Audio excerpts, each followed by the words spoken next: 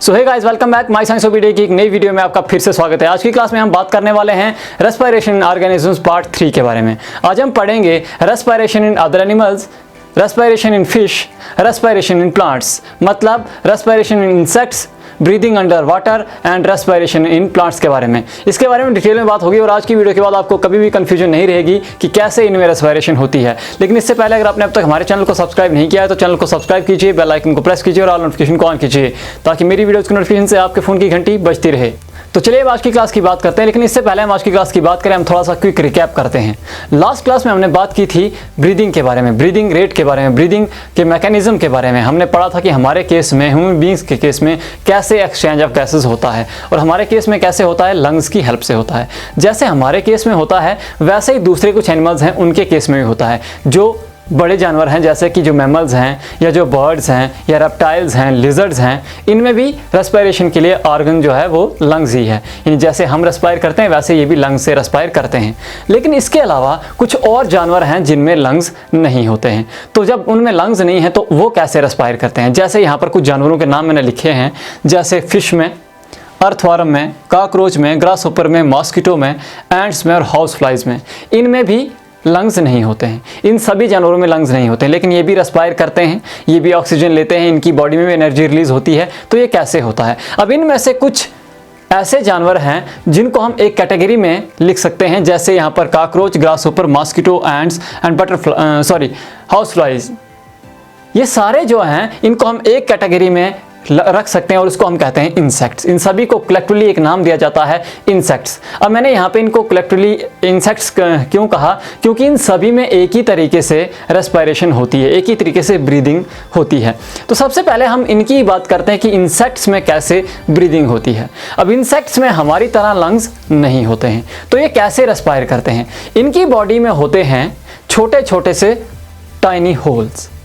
जो इनकी side, body की साइड्स होती हैं वहाँ पर छोटे छोटे से होल्स होते हैं। यहाँ पर मैंने कॉकरोच की डायग्राम भी बनाई हुई है। देखिए यहाँ पर ये होल्स मैंने दिखाए हैं, ये देखिए ये होल्स जो हैं ये छोटे छोटे से होल्स होते हैं बॉडी के साइड्स में, जिनको हम स्पायरेकल्स कहते हैं। और ये कनेक्टेड होते हैं एयर ट्यूब से। अंदर एक नेटवर्क है ट्यूब्स का जिसको हम कहते हैं ट्रैकी। अब ये ट्रैकी जो है ये पूरा नेटवर्क बना हुआ है। यहाँ पर क्या होता है, यहाँ पर एक्सचेंज होता है। अब ट्रैकी जो है, जब स्पायरेकल से हवा अंदर जाती है, ऑक्सीजन रिच एयर अंदर जाती है, तो अंदर जो ये नेटवर्क है एयर ट्यूब्स का जिसको हम ट्रैकी कहते हैं, यहाँ पर डिफ्यूजन ऑफ गैसेस होती है। यहाँ से oxygen rich air body cell में या टिश्यू, बॉडी टिश्यू में डिफ्यूज करती है और बॉडी टिश्यू से कार्बन डाइऑक्साइड जो रिच एयर है वो एयर ट्यूब्स में डिफ्यूज करती है और वापस स्पायरेकल से बाहर निकलती है। सिंपल सा प्रोसेस है, ज़्यादा कंफ्यूज होने की ज़रूरत नहीं है। हमारे केस में जैसे लंग्स हैं तो इनके केस में कौन से ऑर्गन हैं? इनके केस में, इंसेक्ट्स के केस में ट्रैकी हैं जो कि ऑर्गन्स है फॉर ब्रीदिंग। ठीक है, जैसे हम लंग से ब्रीथ करते हैं, ये ट्रैकी से ब्रीथ करते हैं। ट्रैकी वो जगह है जहां पर एक्सचेंज ऑफ गैसेस होता है। स्पायरेकल्स वो स्पेसेस हैं, वो टाइनी होल्स हैं जहां से ऑक्सीजन रिच एयर अंदर जाती है और carbon dioxide rich air body से बाहर आती है। ये तो बात हो गई इंसेक्ट्स की। अब बात करते हैं हम दूसरी, अर्थवर्म की। अब अर्थवर्म जो है यहाँ पर रेस्पिरेशन डायरेक्टली स्किन से होती है। इसकी स्किन की अगर मैं बात करूँ तो इसकी स्किन बहुत पतली होती है, इसमें अच्छी खासी ब्लड वेसल्स होती हैं, मॉइस्ट होती है और स्लाइमी इन टच होती है। जब गैसेस जो हैं इसकी कांटेक्ट में आती हैं तो वो आर पार एक्सचेंज हो जाती हैं। तो इसमें सिंपल है, ये डायरेक्टली अपनी स्किन से ही एक्सचेंज ऑफ गैसेस करता है। कार्बन डाइऑक्साइड रिच एयर जो है बाहर आती है, ऑक्सीजन रिच एयर अंदर जाती है। तो इसमें ज़्यादा कोई दिक्कत वाली बात नहीं है। अब हम बात करते हैं अपने दूसरे सब टॉपिक की, जो कि है ब्रीदिंग अंडर वाटर, यानी पानी के अंदर सांस लेना। क्या हम पानी के अंदर सांस ले सकते हैं? अगर हम पानी के अंदर जाएंगे या हम अपने सर को पानी के अंदर रखेंगे तो क्या सांस ले पाएंगे? नहीं ले पाएंगे। हमारी पानी मुंह के अंदर, हमारे कानों के अंदर पानी भर जाएगा लेकिन हम सांस नहीं ले पाएंगे। तो फिर ये जानवर जो हैं, जैसे फिशेस हैं, जैसे दूसरे क्रैब्स हैं, जैसे यहाँ पर मसल्स होते हैं, बहुत सारे और जानवर हैं जो पानी में रहते हैं, तो ये कैसे सांस लेते हैं? अब हमारे केस में lungs as a breathing organ काम करते हैं, एज ए रेस्पिरेटरी ऑर्गन काम करते हैं, लेकिन इनके केसेस में ऐसा नहीं है। इनके केसेस में क्या है? इनके केसेस में गिल्स होते हैं। अब गिल्स क्या हैं? गिल्स जो हैं ज़्यादा कुछ नहीं है, ये प्रोजेक्शन ऑफ स्किन है। प्रोजेक्शन ऑफ स्किन, जो हमारी स्किन है ना, जैसे हमारी चमड़ी वैसे इसकी भी स्किन है, तो इसकी स्किन की प्रोजेक्शन यानी फोल्ड्स हैं स्किन के। अब यहाँ पर कैसे ब्रीदिंग होती है, तो मैकेनिज्म क्या है, कैसे यहाँ पर फिश के अंदर ये गिल्स कैसे ब्रीदिंग करते हैं। अब गिल्स जो है, मैंने पहले ही बताया कि गिल्स हैं प्रोजेक्शन ऑफ स्किन या फोल्ड्स ऑफ स्किन की हम बात करते हैं। तो होता क्या है, फिश जो है पानी अपने मुंह से अंदर लेती है और उस पानी को इन गिल्स के ऊपर से स्कैटर कर देती है, इनके ऊपर से फैला देती है, मतलब इनके ऊपर से वो डाल देती है। जब पानी इनके ऊपर से गुजरता है तो जिसमें डिजॉल्व्ड ऑक्सीजन है वो ये क्या करते हैं, वो अपनी बॉडी के अंदर ले लेते हैं। और ये गिल्स जो हैं इनमें बहुत ज़्यादा ब्लड वेसल्स भी होती हैं, काफ़ी large number of blood vessels इनमें रहती हैं और वो डायरेक्टली एक्सचेंज करते हैं, वहाँ पर डायरेक्टली एक्सचेंज हो जाता है गिल्स से, हवा ऑक्सीजन अंदर चली जाती है और कार्बन डाइऑक्साइड बाहर आ जाती है। तो ये तरीका है गिल से, यानी जो वाटर एनिमल्स हैं, एक्वाटिक एनिमल्स हैं, उनमें इस तरह से रेस्पिरेशन होती है। अब यहाँ पर डॉल्फिन जो है ये भी एक्वाटिक एनिमल है और ब्लू व्हेल ये भी एक्वाटिक एनिमल है, लेकिन इनमें नहीं होती है गिल्स। इनमें गिल्स जो हैं वो एब्सेंट होते हैं। इनमें होते हैं नॉस्ट्रिल्स, जैसे हम में होते हैं तो इनमें भी नॉस्ट्रिल्स होते हैं और इनके नॉस्ट्रिल्स को कहा जाता है ब्लो होल्स। ध्यान देने वाली बात है, ज़रा ध्यान रखना, ब्लो होल्स इनको हम कहते हैं। ये भी हमारी तरह रेस्पिरेशन करते हैं, हमारी तरह ब्रीदिंग करते हैं। थोड़े थोड़े टाइम के बाद ब्लू व्हेल और डॉल्फिन जो है, आपने देखा होगा, तो पानी से बाहर आती हैं। तो क्या करने के लिए आती हैं, हवा अंदर लेने के लिए आती हैं। ठीक है, तो फिशेस में होती है गिल से, लेकिन ब्लू व्हेल और डॉल्फिन जो है इनमें होती है नॉस्ट्रिल एंड लंग्स से। तो अब बात आ जाती है हमारे तीसरे सब टॉपिक की, जो कि है डू प्लांट्स रेस्पायर। क्या प्लांट्स रेस्पायर करते हैं, क्या वो सांस लेते हैं या नहीं लेते हैं?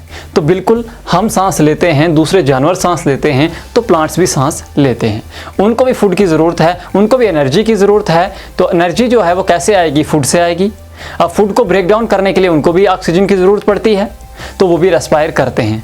प्लांट्स में दिन को फोटोसिंथेसिस होता है और रेस्पिरेशन जो है ये दिन को भी होता है और रात को भी होता है। रेस्पिरेशन इनको भी, इनमें भी कंटिन्यूअस होता है। अब यहाँ पर प्लांट्स में भी ऑक्सीजन और कार्बन डाइऑक्साइड एक्सचेंज होती है जैसे एनिमल्स में होती है, लेकिन इनकी रेस्पिरेशन थोड़ी सी अलग है। अब इनकी रेस्पिरेशन में क्या अलग है, हमारे केस में एक कंप्लीट रेस्पिरेटरी सिस्टम है नॉस्ट्रिल से लंग्स तक, लेकिन प्लांट्स में ऐसा नहीं होता है। प्लांट्स क्या हैं, ये इंडिपेंडेंटली इनके ऑर्गन्स रेस्पायर कर सकते हैं, मतलब स्टेम अलग से रेस्पायरेशन कर सकती है, लीफ अलग से रेस्पायरेशन कर सकती है, रूट अलग से रेस्पायरेशन कर सकती है। अब लीफ के केस में क्या होता है, यहाँ पर होते हैं छोटे छोटे से स्मॉल पोर्स, जिनको हम कहते हैं स्टोमाटा। स्टोमाटा ये वो ओपनिंग होती हैं जहाँ से एक्सचेंज ऑफ गैसेस होता है, और जब गैसेस यहाँ से इन स्टोमाटा से अंदर जाती हैं तो अंदर डिफ्यूजन के प्रोसेस से वो सभी सेल्स तक पहुँचती हैं। तो ये तो बात हो गई लीफ की कि लीफ में कैसे रेस्पिरेशन होती है। अब बारी आ जाती है कि रूट में कैसे होती है। मैंने आपको पहले ही कहा कि इनके जो पार्ट हैं, प्लांट के जो पार्ट्स होते हैं, ये अलग अलग से रेस्पायर कर सकते हैं। रूट अलग से रेस्पायर कर सकती है, स्टेम अलग से कर सकती है और लीफ अलग से कर सकती है। अब हम रूट की बात करते हैं। अब रूट में कैसे रेस्पायरेशन होती है, रूट में ब्रीदिंग होती है। रूट हवा कहाँ से लेती है, हालांकि ज़मीन के अंदर होती है, लेकिन ज़मीन के अंदर भी एयर होती है, ट्रैप्ड है। जैसे सॉइल पार्टिकल्स होते हैं तो इनके बीच में हवा ट्रैप्ड होती है। इनके बीच में जो स्पेसेस रहती हैं, सॉइल पार्टिकल के बीच में जो स्पेसेस रहती हैं, वहाँ पर हवा रहती है। तो ये उस हवा को अपने अंदर लेते हैं, यानी कि रूट के अंदर लेते हैं by the process of diffusion. मैंने यहाँ लिखा है डिफ्यूजन से होता है। अब कैसे होता है, अब ये जो हमारी रूट होती है, इसमें होते हैं छोटे छोटे से हेयर लाइक स्ट्रक्चर, जिनको हम कहते हैं रूट हेयर। ये जो रूट हेयर हैं, यही हैं ऑर्गन ऑफ ब्रीदिंग या organ for respiration in roots of plant. Plant की जो रूट है, इसमें जो रूट हेयर होते हैं, ये होते हैं ऑर्गन फॉर ब्रीदिंग।